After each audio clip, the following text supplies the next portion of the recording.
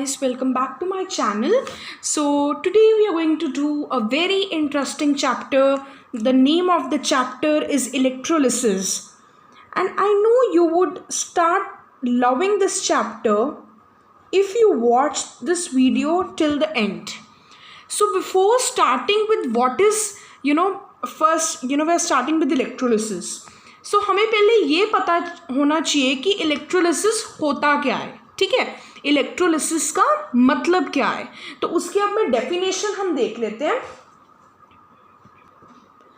अब ये definition electrolysis के, अब आप सोचोगे ये तो समझ में ही नहीं आ रही है, तो आपको इसे अभी पढ़ना भी नहीं है. पहले मैं आपको एक रिएक्शन बताऊंगी, उसके बाद आपको इस डेफिनेशन को पढ़ना है और फिर बताना कि आपको समझ में आई कि नहीं. आपको ज़रूर समझ में आएगी. तो हम रिएक्शन देख लेते हैं. जैसे कि हमने कोई भी कंपाउंड उठा लिया, तो मैंने लिया NaCl, है ना. इसके बारे में सभी को सभी को पता होता है कि NaCl के बारे में. तो मैं एक कॉमन सा कंपाउंड उठाया NaCl. ओके, अब इसको मैंने लिया मोल्टन. ये होना चाहिए या तो मोल्टन स्टेट में और या फिर किस स्टेट में होना चाहिए, एक्वस स्टेट में.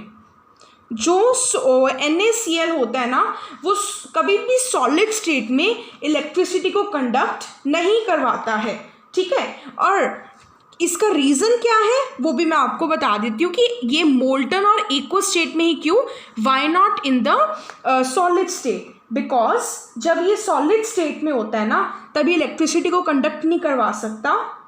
क्योंकि पहले हम ये देख लेते हैं कि जब मोल्टन और एक्वस स्टेट में होता है ना, तब ये बड़े आराम से इसमें से इलेक्ट्रिक करंट जो होता है वो पास कर जाते हैं. ठीक है, और इनके आयन्स जो होते हैं वो अलग अलग हो जाते हैं. मतलब Na+ और Cl- हमें मिल जाता है when electric current passes through this sodium chloride solution. It can be molten. Molten मतलब मेल्ट करा हुआ एट हाई टेम्परेचर. एक्वस मतलब पानी में घुला हुआ. ठीक है. सो अब जो सॉलिड NaCl होता है ना, अगर हम इनकेस सॉलिड NaCl को उठा रहे हैं और हम एक्सपेक्ट करें इलेक्ट्रिक करंट पास करेगा और Na+ और Cl- मिल जाएगा, तो वो कभी नहीं होने वाला. क्यों? क्योंकि जो सॉलिड NaCl होता है ना, उनमें ये जो Na+ होता है और Cl- होता है, इनके बीच में एक बहुत ही स्ट्रॉन्ग फोर्स ऑफ अट्रैक्शन होता है. और इस फोर्स ऑफ अट्रैक्शन को हम कहते हैं इलेक्ट्रोस्टैटिक फोर्स ऑफ अट्रैक्शन. ये इलेक्ट्रोस्टैटिक फोर्स ऑफ अट्रैक्शन जो होता है ना, ये इन दोनों केटायंस और एनायंस को दोनों को आपस में पकड़ के रखता है. एनायन और आयंस ने ही तो इलेक्ट्रिसिटी कंडक्ट करवानी है, और जब वही नहीं प्रेजेंट होंगे, क्योंकि NaCl तो एक काइंड ऑफ अ मॉलिक्यूल है, वो आयंस में बिखरता है और आयंस इलेक्ट्रिसिटी फिर कंडक्ट करवाने लग पड़ते हैं. मोल्टन और एक्वस स्टेट में क्या होता है, आयंस बनते हैं और इलेक्ट्रिसिटी कंडक्ट करवाते हैं. ठीक है ना. तो इलेक्ट्रिक करंट उसमें से पास होता है. ओके, ठीक है, इलेक्ट्रिक करंट में से पास होता है. बट ये सॉलिड NaCl जो होता है, अगर ये इनकेस सॉलिड होता तो ये कभी भी इलेक्ट्रिसिटी को कंडक्ट नहीं करवाता. इसका रीज़न क्या है, that both the cations and the anions are held together by a strong electrostatic force of the attraction.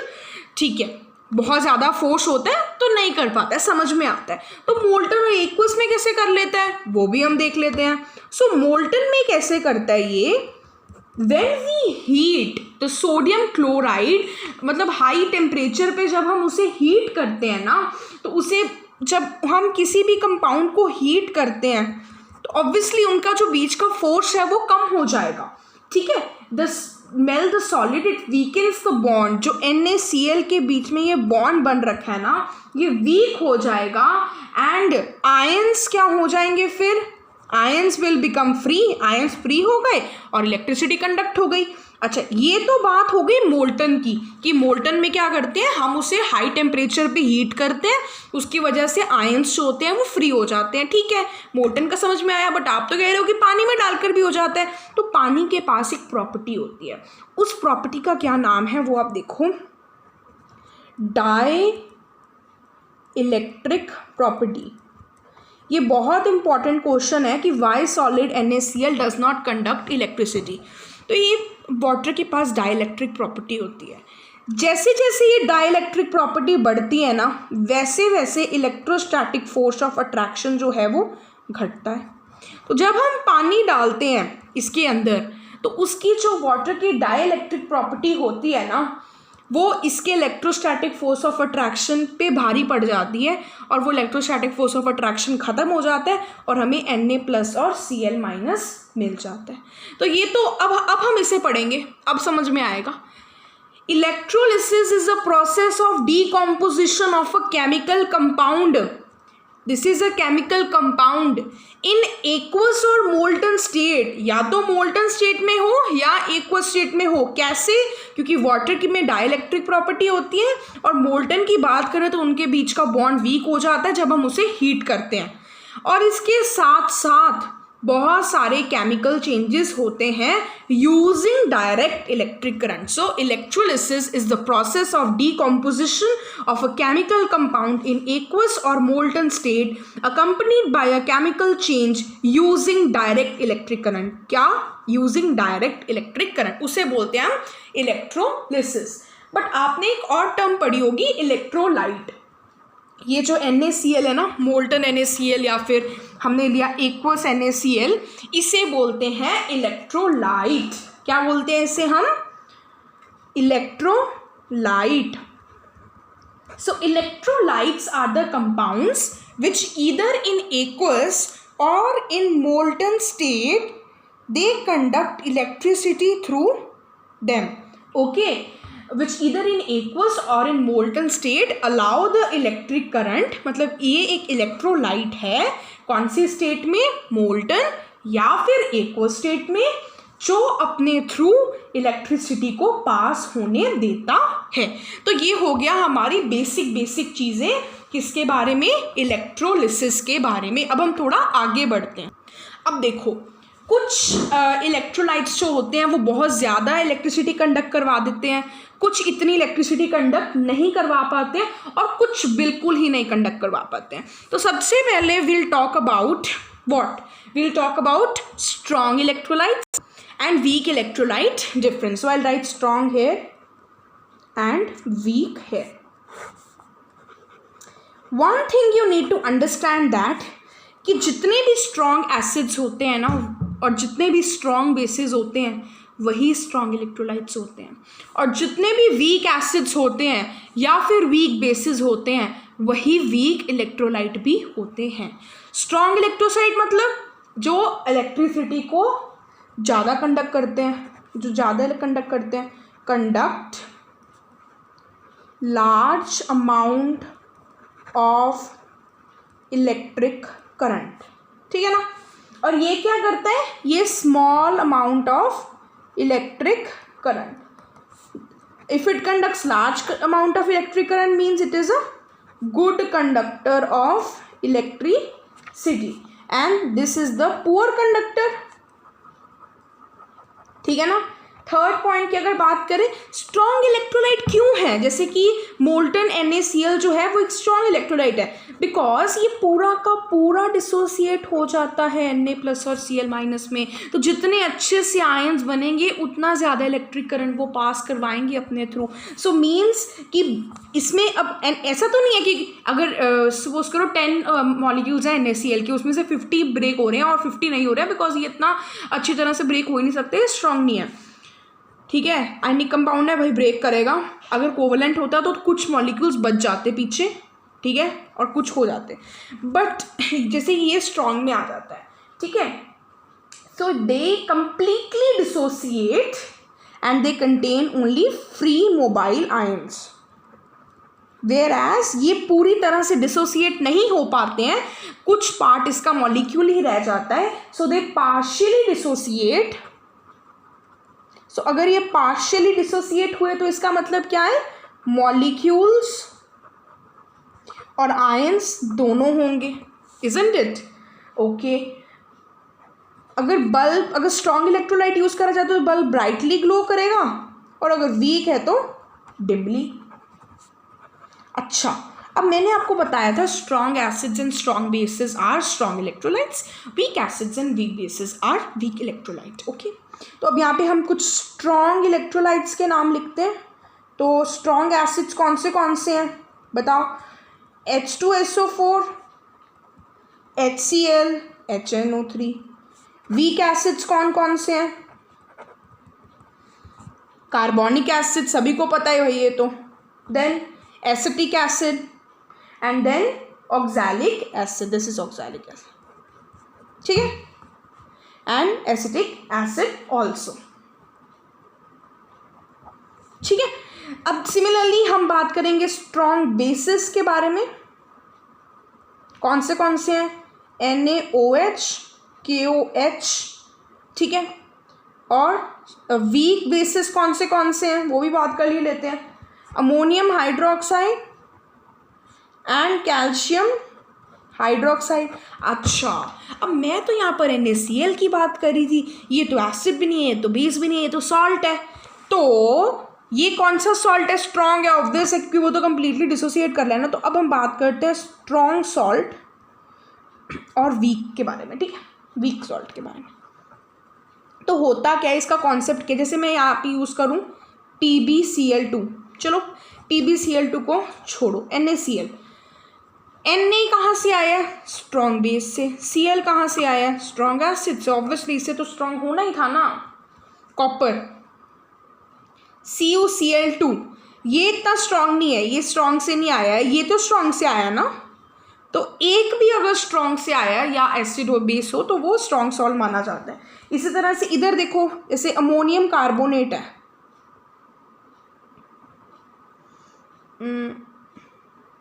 I hope मेरे को लगता है कि मेरे फॉर्मूला थोड़ा गलत जा रहा है, ठीक है, NH4+CO32-, so this will be the formula.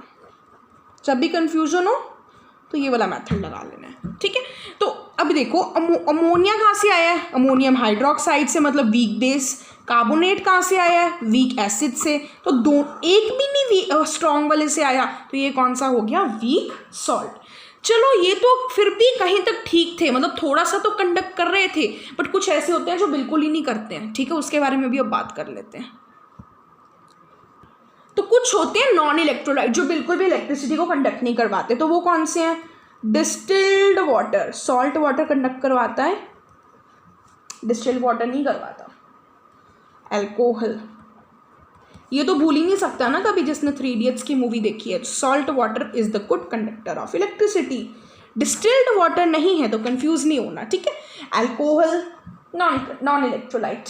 Then cane sugar, ये सभी इलेक्ट्रिसिटी को कंडक्ट नहीं करवाते हैं। बेंजीन C6H6, ठीक है ना, urea, glucose, so these are all the non electrolyte जो इलेक्ट्रिसिटी को बिल्कुल भी कंडक्ट नहीं करवाते हैं। ओके, अभी आपके कईयों के दिमाग में चल रहा होगा, अरे हम तो वो फिजिक्स में पढ़ते थे कंडक्टर वगैरह, वो क्या था फिर? अरे वो थे मेटालिक कंडक्टर। अब हम पढ़ रहे हैं इलेक्ट्रोलिटिक कंडक्टर। मेटालिक कंडक्टर थे वो सॉलिड थे, इलेक्ट्रोलिटिक कंडक्टर ये एक्वस या मोल्टन स्टेट में होते हैं। तो आई होप अब इसमें भी कोई कंफ्यूजन नहीं रहा होगा। चलो अब हम थोड़ा देख लेते हैं ऑक्सीडेशन और रिडक्शन के बारे में। ज़्यादा बात नहीं करेंगे, थोड़ी सी बात ही करेंगे। ओके, तो ऑक्सीडेशन क्या होता है और रिडक्शन क्या होता है? ऑक्सीडेशन क्या है? Gain of electron, gain of oxygen, और ये है लॉस ऑफ ऑक्सीजन। ये क्या है? Gain of, no, this is loss of hydrogen भी हो सकता है या गेन ऑफ हाइड्रोजन। तो अगर वो हाइड्रोजन को गेन कर रहा है तो रिडक्शन हो रही है, ऑक्सीजन को लूज कर रहा है तो भी रिडक्शन है, इधर उल्टा। और एक और है, लॉस ऑफ इलेक्ट्रॉन होता है, इसमें गेन ऑफ इलेक्ट्रॉन होता है। तो हम इसकी कुछ एग्जांपल देख लेते हैं, जैसे कि Zn है, Zn-2 इलेक्ट्रॉन बना, क्या बनाता है? Zn2+। तो ये क्या हो रही है? ऑक्सीडेशन हो रही है। अब Na-1 इलेक्ट्रॉन बना रहा है Na+, ये भी ऑक्सीडेशन हो रही है, ठीक है। अब अगर हमें यहाँ पे ऑक्सीजन की बात भी हुई थी, carbon plus oxygen, carbon dioxide, यहाँ भी ऑक्सीडेशन हो रही है। और अगर मैं हाइड्रोजन को रिमूव करवाऊँ जो कि हमने, वो भी ऑक्सीडेशन नहीं होगी। तो HCl, no, H2S, what will form? Sulphur. अगर हम ऑक्सीजन लेंगे तो वो सेम रिएक्शन हो जाएगी, तो इसको एक बारी के लिए छोड़ दो। H2S प्लस क्लोराइन, तो हम यहाँ शो करेंगे कि हाइड्रोजन यहाँ से जा रहा है, किस में से जा रहा है, सल्फर में से जा रहा है। तो ये सल्फर क्या होगा, ऑक्सीडाइज हो गया बिकॉज इसने हाइड्रोजन को लूज कर लिया। तो हमने ये भी देख लिया, हमने ऑक्सीडेशन की सारी रिएक्शंस देख ली। यहाँ पे ऑक्सीजन गेन करवाया, यहाँ पर हमने हाइड्रोजन को लूज करवाया, और यहाँ पर हमने क्या करवाया, इलेक्ट्रॉन को लूज करवाया। अब रिडक्शन की अगर हम इसी तरह बात करें तो जो चीज़ जैसे ऑक्सीजन है, ये क्या फिर हुआ, अगर दूसरे प्रोडक्ट को ऑक्सीडाइज करें तो ऑक्सीडाइजिंग एजेंट हुआ, ठीक है। इसी तरह से अगर मैं कॉपर ले लूँ और इसमें से हम +2 इलेक्ट्रॉन करवा दें तो ये बनेगा कॉपर। तो गेन ऑफ इलेक्ट्रॉन क्या है, रिडक्शन। गेन ऑफ हाइड्रोजन होगा तो भी रिडक्शन, और अगर लॉस ऑफ ऑक्सीजन होगा ये भी रिडक्शन। इसका डिटेल में नहीं जाएंगे, इसका हमें बेसिकली हमें ये इलेक्ट्रॉन्स का ही पता होना चाहिए इस चैप्टर को पढ़ने के लिए, ठीक है। वो आपको आगे पता चलेगा ऐसा मैं क्यों बोल रही हूँ, ठीक है। ऑक्सीडेशन और रिडक्शन के लिए आपको बस वो 3 पॉइंट्स याद रखने हैं, ज़्यादा नहीं करना है, सिर्फ मेन इलेक्ट्रॉन्स का काम ही आएगा। अब आता है हमारा सबसे इम्पॉर्टेंट टॉपिक, और ये एग्जाम में बहुत आता है, वो है डिसोसिएशन एंड आयोनाइजेशन। मैं इस साइड पे लिखूंगी dissociation, and on this side I will be writing about ionisation. Okay, so अभी अब वहाँ पे ना डिसोसिएशन कहाँ पे होती है, ये हमेशा आयनिक कंपाउंड्स में होती है। आयनिक कंपाउंड्स क्या होते हैं, जो कंप्लीट ट्रांसफर ऑफ इलेक्ट्रॉन से बने होते हैं। फॉर एग्जाम्पल NaCl, CaO, ये डिसोसिएशन अंडरगो करेंगे। बट हम एग्जाम्पल कौन सी लेंगे, NaCl। सो डिसोसिएशन में क्या होता है, NaCl जो हमने रिएक्शन पीछे करी थी ना, सेम टू सेम यहाँ पर आएगी। मोल्टन और एक्वा स्टेट में कंडक्ट करवाता है इलेक्ट्रिसिटी को, और बनता है Na++Cl-। डिसोसिएशन का होता है आयनिक कंपाउंड्स में। मतलब डिसोसिएशन का बेसिक मतलब क्या है कि जो एनायंस और कैटायंस थे वो ऑलरेडी प्रेजेंट थे, बट वो इकट्ठे बैठे हुए थे, बस उन्हें तोड़ना है। डिसोसिएशन होता है उन्हें सिर्फ तोड़ना है और कुछ नहीं करना। वेयर एज आयोनाइजेशन में क्या होता है, पहले आयंस बनते हैं, आयंस आर फॉर्म्ड, और फिर वो फ्री करे जाते हैं। यहाँ पर क्या होता है, ऑलरेडी प्रेजेंट होते हैं, सिर्फ फ्री करना होता है। तो फॉर्म्ड कोवलेंट कंपाउंड में आयंस ऑलरेडी प्रेजेंट नहीं होते हैं, वो बनते हैं। कैसे बनते हैं, जैसे कि I take the example of HCl। तो HCl क्या होता है कि जैसे व्हेन वी टेक HCl तो हाइड्रोजन के ऊपर थोड़ा सा पॉजिटिव चार्ज प्रेजेंट होता है और क्लोरीन के ऊपर थोड़ा सा नेगेटिव। इसका क्या मतलब है, डेल मतलब very small amount. So as soon as this hydrogen chloride is added to water, so this oxygen is negatively charged, the slight negative charge attracts। तो इस पे क्या करता है, वो पुल लगाता है, मतलब उसे पुश ऐसे अपनी तरफ को खींचता है।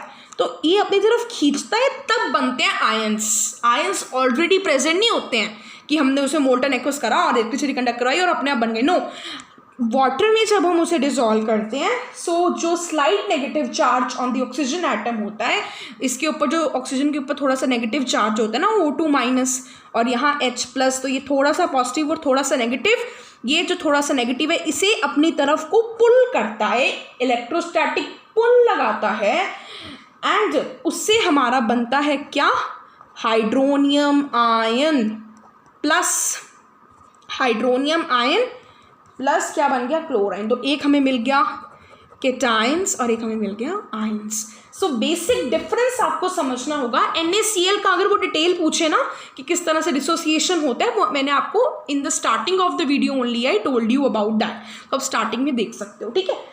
तो आयोनाइजेशन और डिसोसिएशन के बीच में मेन डिफरेंस क्या है, this is the separation of the ions which are already present. I am representing AP, already present. In this what happens is that first the positive and negative charge ions are formed In this the positive and negative charge are first formed and then they are फिर वो water के साथ वो करके पहले बनते हैं और फिर टूटते हैं. सो यही बेसिक डिफरेंस है. इसमें क्या होते हैं कोवलेंट कंपाउंड लाइक NaHCl और इसमें होते हैं आयनिक कंपाउंड. तो जहाँ आयनिक कंपाउंड दिख जाए चुप करके लिख देना डिसोसिएशन, कुछ ज़्यादा नहीं सोचना है. और जहाँ कोवलेंट कंपाउंड दिख जाए वहाँ क्या लिखना है आयोनाइजेशन. NaCl की डिटेल्स वीडियो के स्टार्टिंग में हैं. ठीक है.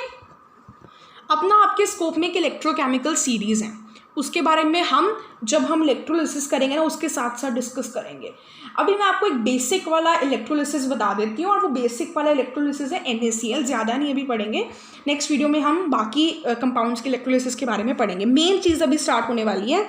जैसे कि हमने कैसे ले लिया, इसमें हमने 2 इलेक्ट्रोड्स लगाए, ठीक है, और यहाँ से हमने इस तरह से हमने ये कनेक्ट कर दिया. फाइन, यहाँ तक समझ में आ रहा है. हमने 2 इलेक्ट्रोड्स लगाए, एक कैथोड लिया और दूसरा एनोड. ठीक है, तो वहाँ पे हम किसका डिसोसिएशन करवाने वाले हैं NaCl का. तो यहाँ पे नेगेटिव चार्ज मीन्स कैथोड और यहाँ पॉजिटिव चार्ज मतलब एनोड. ठीक है, और इसमें हमने क्या डाला molten NaCl. First of all आपको ये बात पता होनी चाहिए कि इलेक्ट्रोड्स का काम क्या होता है. डिस्चार्जिंग मतलब अगर किसी के ऊपर पॉजिटिव चार्ज है तो उसे ख़त्म करो और अगर नेगेटिव चार्ज है तो उसे ख़त्म करो. यही है आपका काम. तो फिर पॉजिटिव वाले इधर को भागेंगे, नेगेटिव वाले इधर को भागेंगे. जैसे ही हमने पानी डाला तो क्या हुआ, Na+ और Cl- आपस में बिखर गए. अब ये यहाँ पर भाग के जाएगा, ये यहाँ पर भाग कर जाएगा. ये यहाँ से Na+ क्या करेगा, इलेक्ट्रॉन को गेन करेगा और बना देगा Na. तो इसका चार्ज ख़त्म हो गया. ठीक है ना. उसी तरह से क्लोरीन क्या करेगा, यहाँ पॉजिटिव वाले के पास जाकर क्या कर देगा, माइनस कर देगा इलेक्ट्रॉन, उसे दे देगा और क्लोरीन बन जाएगा. अब देखो ये क्या हो रहा है, गेन ऑफ इलेक्ट्रॉन क्या होता है, रिडक्शन. और ये क्या है, ऑक्सीडेशन. ये मैंने आपको बताया था ना, सिर्फ इलेक्ट्रॉन से काम आएंगे, आगे और कुछ नहीं काम आने वाला. तो आई होप आपको वो बात अब समझ में आ रही है.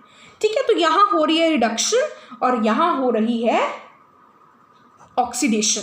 रिडक्शन कहाँ हो रही है, कैथोड पे हो रही है. कैसे याद रखेंगे, 2 वर्ड्स आपको याद करने हैं, NCr एंड PaO.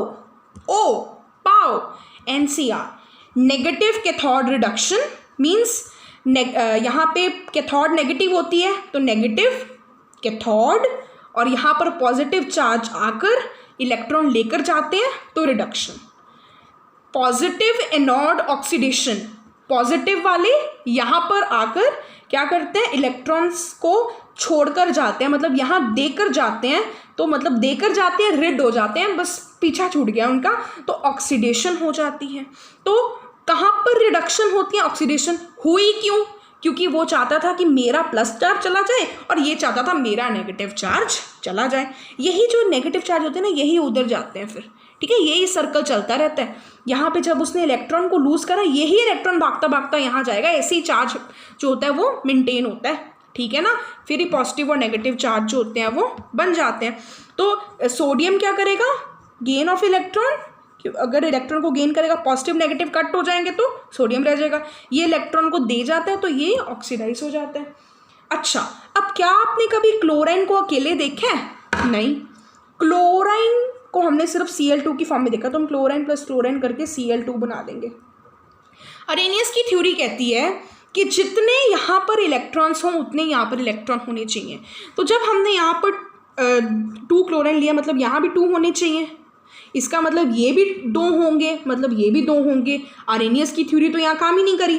तो यहाँ पे अगर 2 हैं तो यहाँ भी 2 होने चाहिए, बिकॉज यहीं से तो वो उधर जा रहे हैं. तो यहाँ भी 2 लगाइए, अगर यहाँ 2 लगाए तो मतलब ये भी 2 होंगे, तो ये भी 2 होंगे. ठीक है ना. तो एक बार हम और रिएक्शन एक बार और लिख लेते हैं कि जब Na+ ने इलेक्ट्रॉन को गेन करा कैथोड पर जाकर, तो उसने बनाया Na. क्लोराइन जब एनोड के पास गया तो उसने इलेक्ट्रॉन को करा लूज और वो बना क्लोराइन।